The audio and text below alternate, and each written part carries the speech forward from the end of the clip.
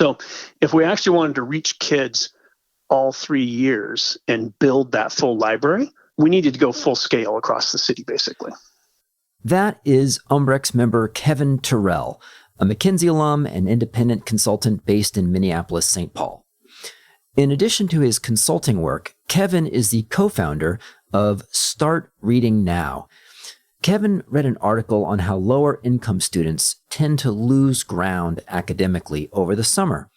And part of the reason is because they don't read as much. And part of the reason that they don't read as much is that lower income households have fewer books in the house.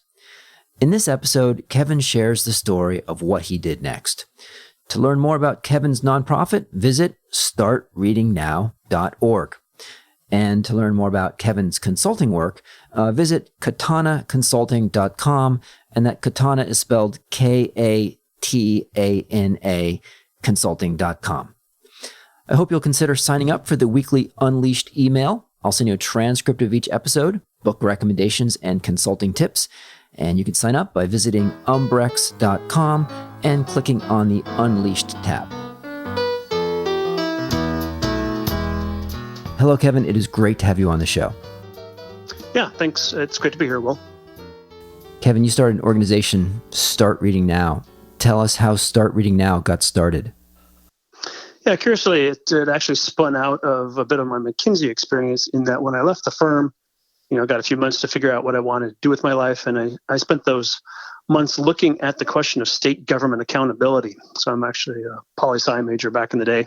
Always looked at comparative politics. And I was curious around, what actually is being spent by states, but not only spending, but the value that citizens are getting for that.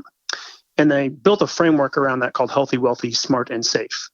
And I look at fiscal inputs to a state in terms of spending per capita, debt per capita, pension liabilities per capita, and I balance that against outcomes. That's the healthy, wealthy, smart, and safe piece of the equation. And under each of those, I look for metrics around readily accepted outcomes that people would expect from their state government. And under SMART, I use reading at grade and math at grade. So reading at 4th grade and math at 8th grade scores are kind of the typical benchmarks for early success in primary school. And, I built this big framework, and you get this BCG like 2x2 matrix, if you will, of performance, and you have high performing states that don't spend much money, but have very good outcomes. You have disaster states like California that spend a ton of money and don't actually deliver anything. States like New Jersey that are, spend a lot of money. They get stuff done, but they're expensive.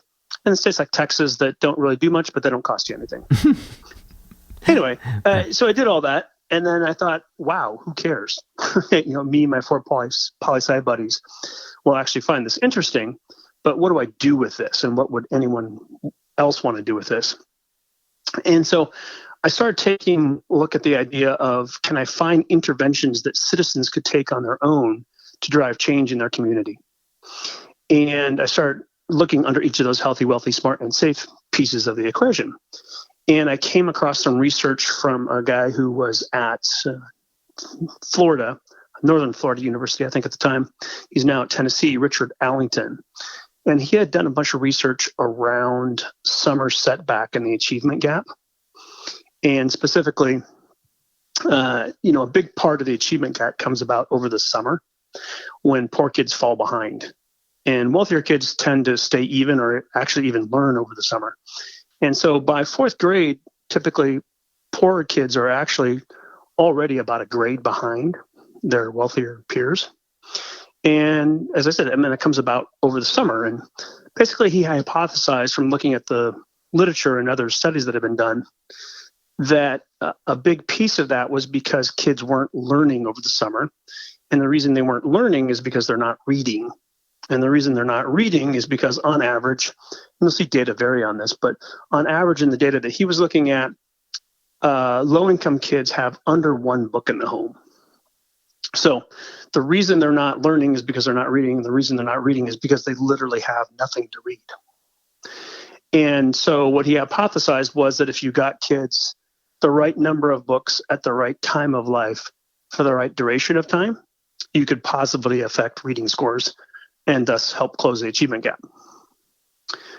And so they did an experiment over 3 years with about 900 kids and about 450 in the control group. And what they found was letting kids buy a bunch of books at the start of the summer after first, second, and third grade had a bigger effect on reading scores than 3 years of summer school at 1/60th the cost. And I thought, wow, that's pretty interesting. That seems pretty simple, right? Seems like something I could try to implement myself. And so after I left the firm, my first client in my consulting gig was a woman who's the CFO of a nonprofit here in town in early childhood education. And we just got to know each other, and just after the engagement, continued to have coffee every month or two. And I kept talking about this program I called it 12 books at the time, because in the program, in the test, they let kids buy 12 books each.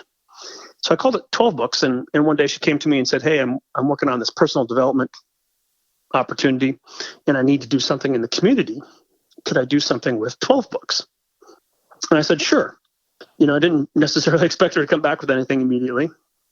A month later, she'd already talked to Minneapolis Public Schools, and she had talked to Scholastic Books, and they were both interested in figuring out how to do something with this. And so I was like, well, now I have to do something. So I went to another nonprofit that I used to be on the board of, and I asked Daryl, the CEO of that, if they would be my fiscal agent. And fiscal agent is basically a way to get up and running as a nonprofit, as essentially a product line inside someone else's nonprofit. And then you don't need to go through the whole IRS rigmarole of getting all your documents in order, creating a corporation and such, and waiting the 9 months it takes before you can officially raise money. Oh, that's interesting. And so nobody knows it exists, really. So fiscal agent. So instead of trying to start your own nonprofit and all that, overhead that requires getting your own board and getting approved, and you could basically find a nonprofit that will sort of be your host. They're your sponsor. And then they, any money that you raise would go to them, and they would sort of hold it in a separate, they take a cut, 5-7% or something like that, which is not unreasonable, right? They got to do accounting for it and everything else, right? So they kind of hold it, they charge you a fee, but it doesn't go into their general funds. And then, they would take a agreed upon contracted fee, and then you can use the money for approved nonprofit kind of stuff. Yeah. That's awesome. Okay, cool. So you got this fiscal agent. Yeah. And we decided to pilot the program with 5 summer school locations. So certainly not exactly what we were looking to get to from a full scale perspective, but 5 summer school locations with 300 first graders. And that was based on working with Minneapolis Public Schools, great contact internally there from the guy who's the head of summer programming. And he just got us in touch with the right people. And, that was February when we had that conversation. And by May, we were in the schools. Wow. So we raised about $15,000. My family put in about half the money. We raised, another 7 or so from other sources. And we had enough money to pay for each kid in first grade in those summer school locations to buy 10 new books each at a Scholastic Book Fair. That's amazing. So like 3,000 books. Yeah. Yep. And then the second year, we were back at those same summer school locations, but we added second graders. So we're building to the point where, kids would have their own library. In the original research, it was 36 books. In our implementation, it's 30 books. So first, second, and third grade, by the end of that, you had your own library of 30 books. So the second year, we, added second graders. And, but one of the problems with the summer school model is that, only a certain number of kids get invited to summer school. Only a certain number show up. And you don't want them at summer school every year, because then obviously it's not being very successful, right? Right. So if we actually wanted to reach kids all 3 years and build that full library back to the right number of books at the right time of life for the right duration of time, we needed to go full scale across the city, basically. And so Pam, my co-founder, had always had in mind talking to this guy, Jim, who had been her IT vendor at the nonprofit that I had met her at. And so we went to Jim, CEO of a company called Atomic Data here in town, and sat down at lunch with him, kind of told him what we were doing. I'd met him for a total of like 2 minutes in my life. And he said, well, how much money do you need to take it citywide? And I said, well, we would need, $40,000 to do that this year, over on top of what we already have in the bank, to reach every first grader in every elementary school in Minneapolis that has at least 50% of the kids on free or reduced lunch. So that's our benchmark for poverty. Mm-hmm. He said, okay, done. Wow. So I cried. It's pretty awesome. So, 5-minute conversation over lunch, and we closed the deal to go citywide. So we took a step back to just first graders, went citywide. And the point being there that we're in, as I said, every elementary school that's high poverty. And so even if kids move, and generally this is a highly mobile population, as long as they stay within Minneapolis, they're probably at one of the schools that we're at. Right. And the point being that we wanted to make sure we reached them all 3 years. Mm. And so since then, we've now just finished our 5th year, and we just finally added all our 3rd graders. So we now have kids that have been in the program 1st, 2nd, and 3rd grade, have their own library of 30 books. And, anecdotally, we know that just from asking the kids. So, how many of you did this last year? Oh, I did this last year. I did the year before. I was at a different school last year. I remember you at different, whatever their school was last year, type of thing. And so anecdotally, we know that, but we're also tracking the data with Minneapolis Public Schools. So, they have their giant file, obviously, on each kid. We get all the program participants noted in the database. And now after the 3 years, those kids will now be 4th graders next year. So in the fall of 2018, our 3rd graders will have become 4th graders, and they will take that 4th grade reading test. That's kind of that benchmark for early success in reading. Mm-hmm. And we should have data from that on their performance in early 2019. And I think, we have about 1,800 kids per class. So given kind of the expected loss ratio of kids moving out of the district, I think we'll have well over 1,000 kids that will have been in the program all 3 years, which I believe will give us the largest database of any real world implementation of a program like this in the country. That's amazing. Yeah. So, we're obviously looking at the data piece of the equation. No, we don't have a control group really, right? We can kind of try to model some things of kids that, we don't at schools that we don't reach, for instance. Yeah. But it's not an experiment, but that's kind of the price you pay for actually implementing the program in the real world. Right. And, we, while obviously looking at the data, have other things in mind. So one of the things we talk about, our motto is creating a culture of reading and learning for life. And so what does that mean, and how do you measure that? Right. So one of the things that's different about our program is there are a lot of programs in reading, many of them that people know, like Imagination Library from Dolly Parton, for instance. Those are for pre-K kids. And so in Dolly Parton's case, what they do is they send out a book to each kid every month. So there's no choice involved, and it's one book at a time, and it's pre-K. There are some other programs like ours that try to address reading loss. There's a program called My Very Own Library that has a model where at each break, so fall, winter, and spring, spring/summer, they do 3 books, and then 4 books, right? And then the 4th book at that summer break is one selected by the principal. Right, so the kids get to choose the books otherwise, but then the principal chooses the 4th book and has everybody read the same book. Mm-hmm. So one of the things that we do is, one, we focus exclusively on summer setback. We're not trying to solve every problem. We're trying to focus on summer setback. 2, it's a lot of books all at once. So it's 10 books. 10 books is a lot of books. So, when we do the program, stand up in front of the classroom and say, We're going to give you one of these. It's a voucher. It's worth $50. Nominally, the 10 books are worth $50. And you can buy any 10 books that you want. We never tell them what to do with the books. We never tell them which books to buy. And we let them do whatever they want. Invariably, what we discovered, and this was a big surprise to us, 10 books is a lot of books, again. Almost every kid says, hey, can I buy a book for my brother, my sister, my cousin? They want to do something for someone else, right? So kids who have nothing, their first thought is, let me do something for somebody else. And it's around literacy and it's around books. So when we talk about creating a culture of reading and learning for life, that's a big piece of it. That's amazing what you say. It's like how they have nothing themselves. They're getting, and their first thought is getting something for a friend or a family member. That's really amazing. Yeah.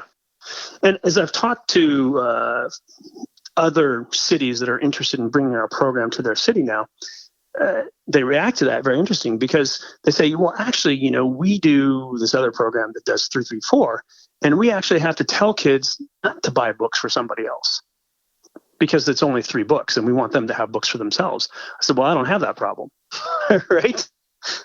So, as you think about, you don't want to do a one-time intervention. What you want to do is reset the mindset moving forward. I kind of coined the phrase insidiously positive, right? I want kids to be thinking about books and literacy, reading as something they like to do and that they want others to do with them independently, whatever the case may be. I love the part about they just get to choose their own, right? Because so the whole year they're being told, here's your assignment. And it's really, must be very kind of liberating to say, just walk into this sort of store that we're setting up and you can have anything you want. It's your choice. If you want a graphic novel, fine. Just whatever's going to appeal to them. Do you get much sense, have you anecdotally or formally, have you tried to get a sense of, how many of the books they actually do read, or do they then pass them on to friends or trade?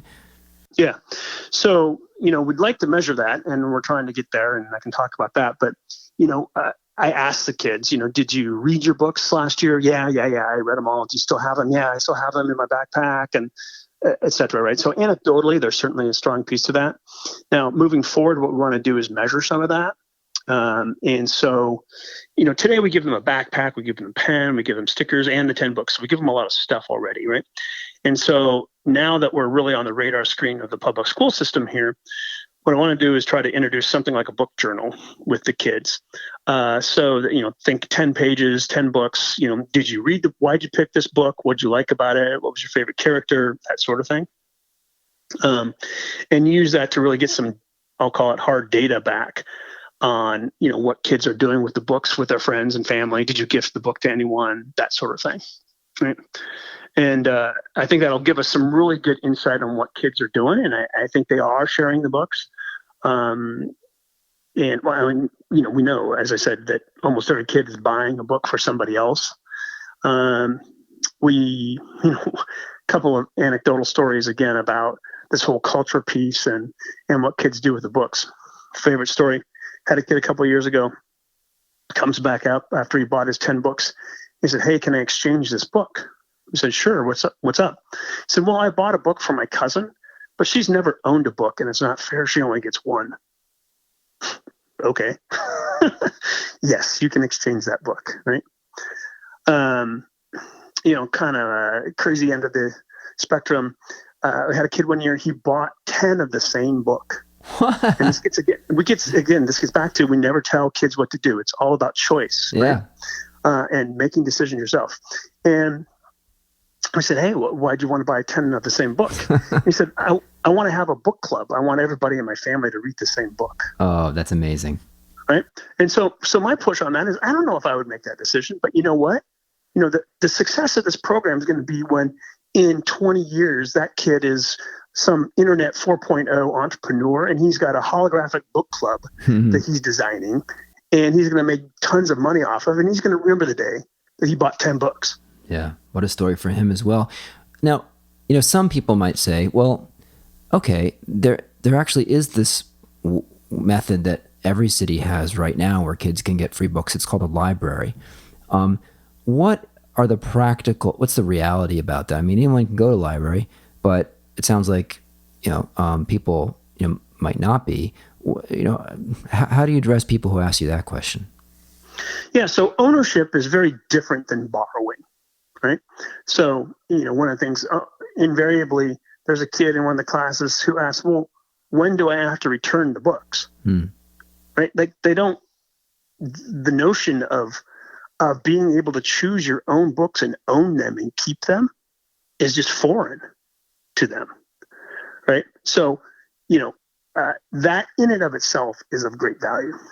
Secondly, as I say to people, hey, rich white guy from suburban Minneapolis, let me know when you're going to let your 7-year-old daughter walk to the library in North Minneapolis. Ain't going to happen, right?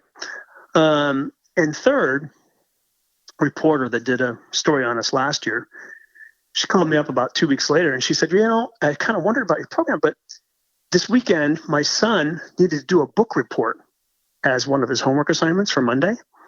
And he's like, what do I do? And he just walked over to the bookshelf, grabbed a book and read it and did a book report on it. Obviously, if you don't have any books in the home, you're not going to do that, especially when it's 20 below zero in the winter in Minneapolis, right? So, I think that, libraries are great, and I can talk about some of the things we've done to coordinate with libraries, but it's not the same as owning your own books and having them all the time readily accessible. You find there's a different kind of level of engagement with it or connection to the book when someone can mark it up or keep it on their shelf and look back at it. Is that the distinction? It's the distinction, and it's the choice, and it's the ownership, and it's it becomes part of your life, the expectation, right?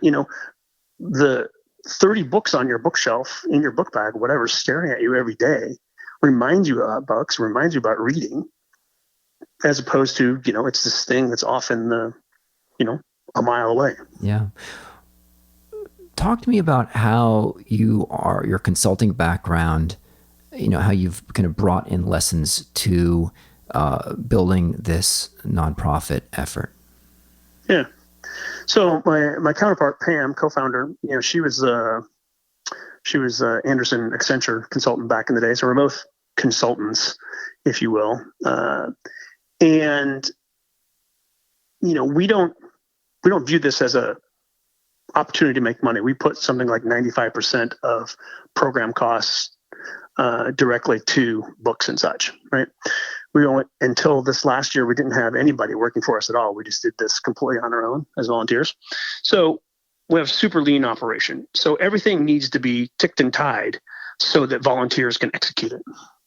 So, we're very clear about what's the process going to look like.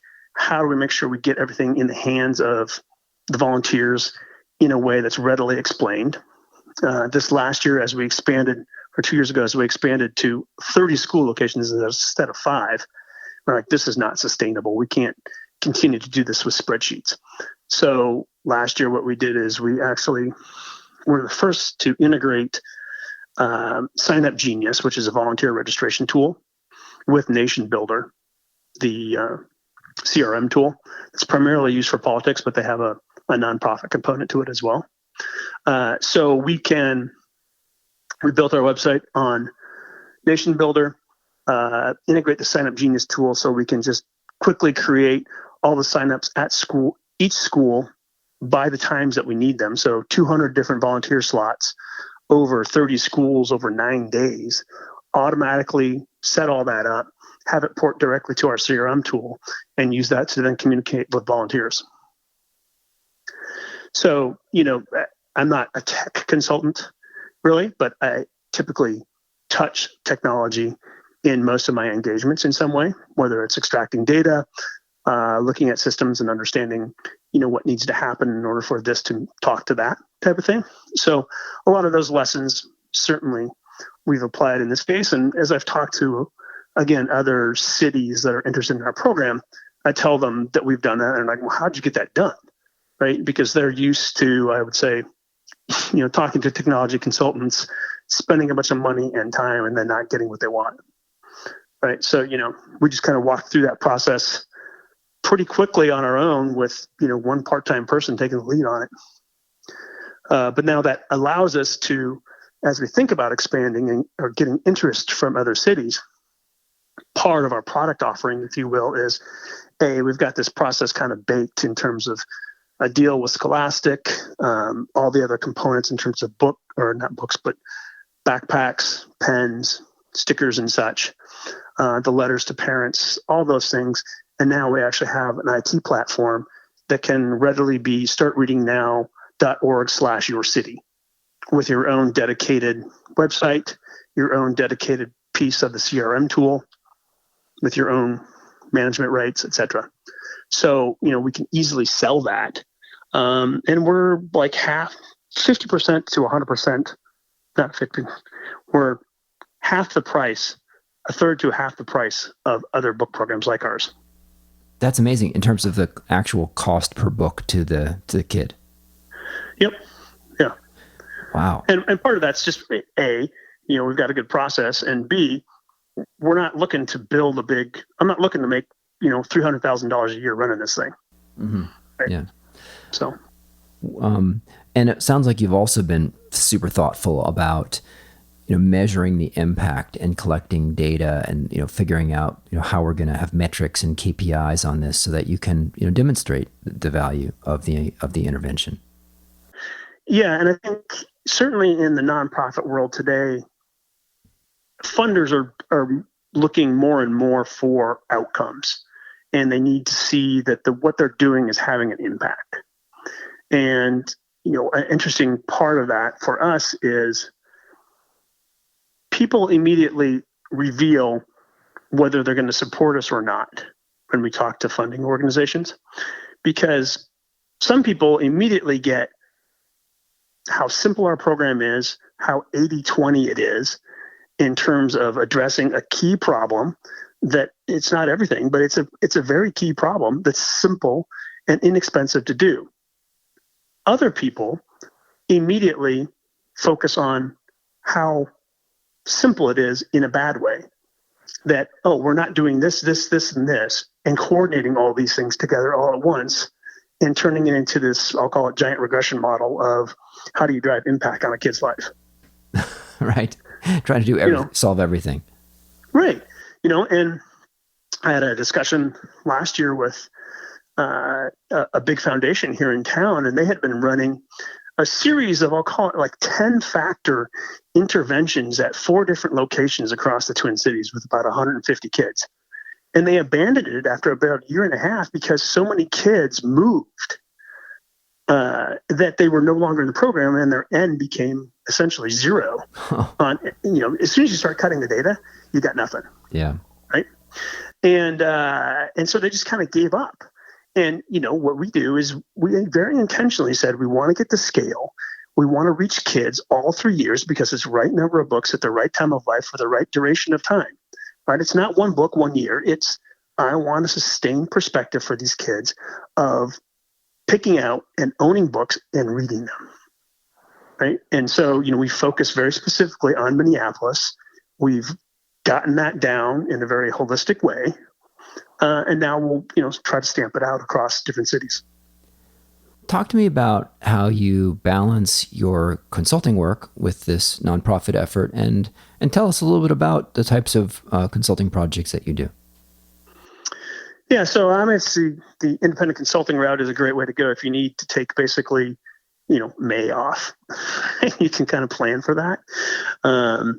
So, the flexibility certainly is a key piece. And I think, for a lot of the Umbrex crowd, I think is a key piece, in terms of flexibility and being able to manage your life the way you want.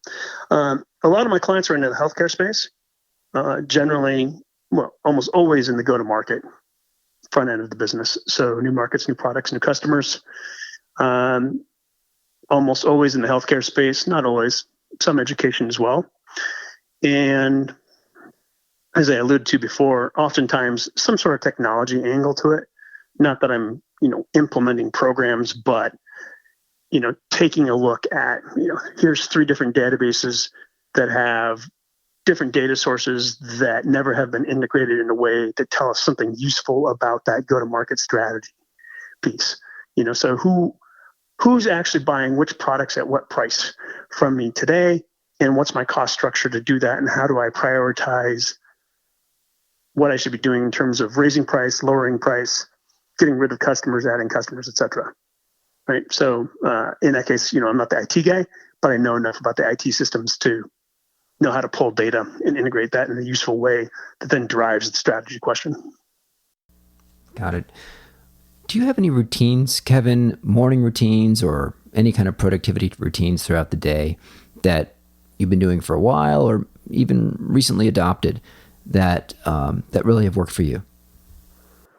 Yeah, I think, one of the things about working independently, especially, given cost pressures, if you will, time to work at home, I think you got to stay focused at home. And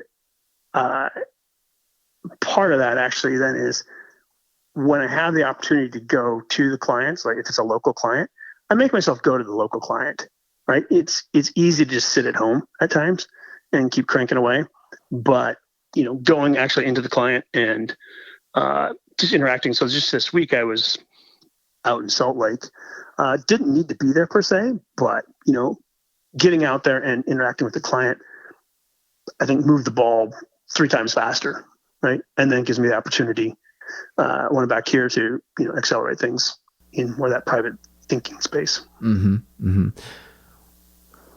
Books.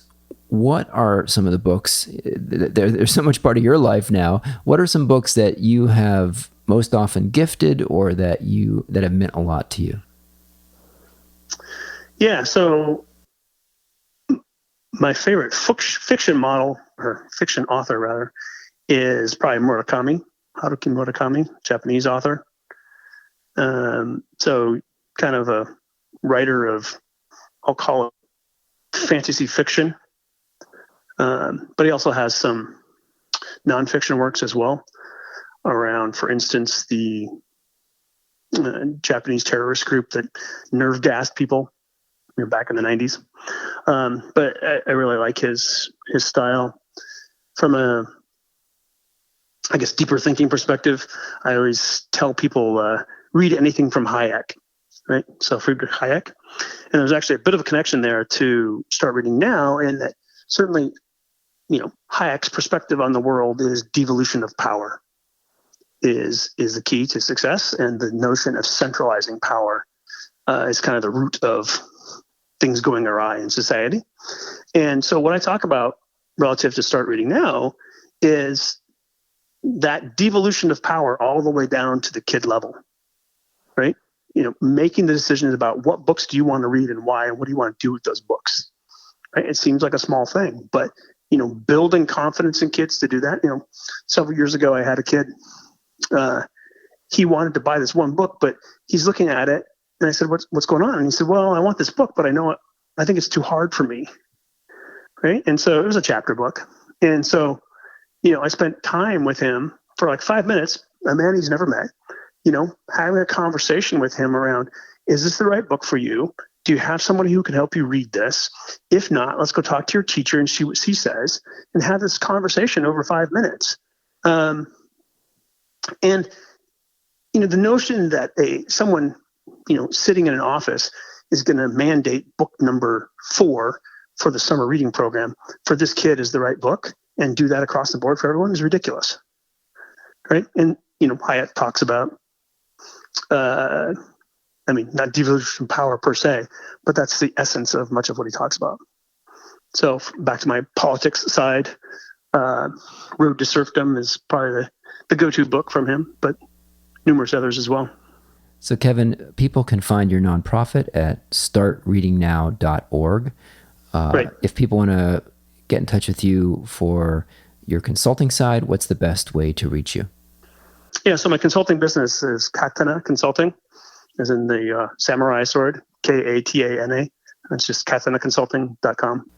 And we'll include that link in the show notes. And if people want to reach out to you about trying to bring your program to their community or city, what's the best way to contact you? Just Kevin at startreadingnow.org. Fantastic. Well, give kids the ability to choose their own books, and they may actually read them. It's one of my takeaways. Kevin, it's amazing what you're doing, and just taking this from an idea to scaling it to citywide at Minneapolis. It's really incredible. Looking forward to hearing about the results of next year and the impact that you've had, and wish you well as you look to scale this beyond the test city. Thanks for joining. Yeah, thanks a lot. Thanks for listening to this episode of Unleashed, the show that explores how to thrive as an independent professional. Unleashed is sponsored by Umbrex, the world's first global community of top-tier independent management consultants. The mission of Umbrex is to create opportunities for independent management consultants to meet, share lessons learned, and collaborate. I'd love to get your feedback and hear any questions that you'd like to see us answer on this show. You can email me at unleashed@umbrex.com. That's UMBREX.com. If you found anything on the show helpful, it would be a real gift if you would let a friend know about the show and take a minute to leave a review on iTunes, Google Play, or Stitcher. And if you subscribe, our show will get delivered to your device every Monday. Our audio engineer is Dave Nelson. Our theme song was composed by Gary Negbauer, and I'm your host, Will Bachman. Thanks for listening.